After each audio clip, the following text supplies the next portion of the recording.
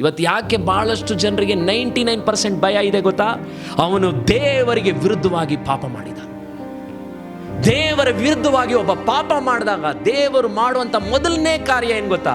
ಸಮಾಧಾನನ ತೆಗೆದಾಕ್ಬಿಡ್ತಾನೆ. ಆ ಸಮಾಧಾನವನ್ನ ದೇವರು ನಿಮ್ಮ ಲೈಫಲ್ಲಿ ತೆಗಿತಿದ್ದಾನೆ ಅಂದರೆ ನೀನೇ ಭಾಗ್ಯವಂತ.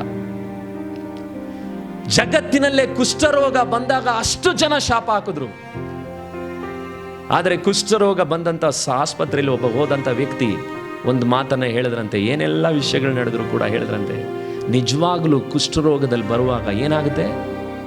ಚುಚ್ಚಿದ್ರೆ ಫೀಲಿಂಗ್ ಬರಲ್ಲ. ಯಾಕೆ ನಿನಗೆ ಪಾಪ ಮಾಡಿದಾಗ ಸಂಕಟ ಬರ್ತಾ ಇದೆ? ಅರ್ಥ ಆಗ್ತಿದೆಯಾ ನಿಮಗೆ? ದೇವರು ನಿಮ್ಮನ್ನು ಪ್ರೀತಿಸೋದ್ರಿಂದ ಆ ಒಂದು ಚುಚ್ಚೋ ಗುಣವನ್ನು ದೇವರು ಇಡ್ತಾನೆ ಒಳಗಡೆ.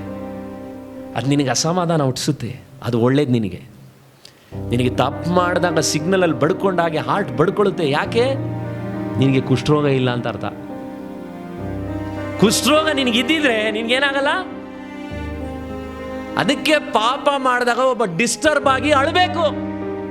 ಪಾಪ ಮಾಡಿದಾಗ ಅವನು ದೇವರನ್ನ ಹುಡುಕಿ ಬರಬೇಕು. ಕರ್ತನ ಭೋಜನಕ್ಕೆ ಬರ್ಲಿಕ್ಕಾಗದೆ ಅವನಿಗೆ ಸಂಕಟ ಆಗಬೇಕು. ಅದು ಗುಡ್ ಸೈನ್.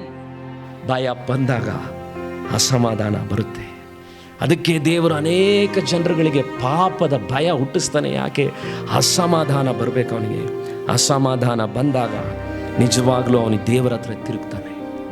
ದೇವರಿಗೆ ಭಯಪಟ್ಟವನು ಅವನು ಯಾವುದಕ್ಕೂ ಹೆದರಲ್ಲ. ನಾನು ಹೇಳ್ತೀನಿ ಕೇಳ್ರಿ, ದೇವರಿಗೆ ಭಯಪಡುವವನು ಏನು ಮಾಡಲ್ಲ?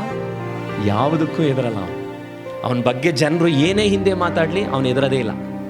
ಅವನಿಗೂ ದೇವರಿಗೂ ಹೆಂಗಿದಾನೋ ಅದು ನಾವು ನೋಡ್ಕೊಂಡು ಹೋಗ್ತಾನೆ ಇರ್ತಾನೆ. ದೇವರಿಗೆ ಭಯಪಡದೇ ಇದ್ದರೆ ನೀವೆಲ್ಲದಕ್ಕೂ ಹೆದರ್ತೀರ.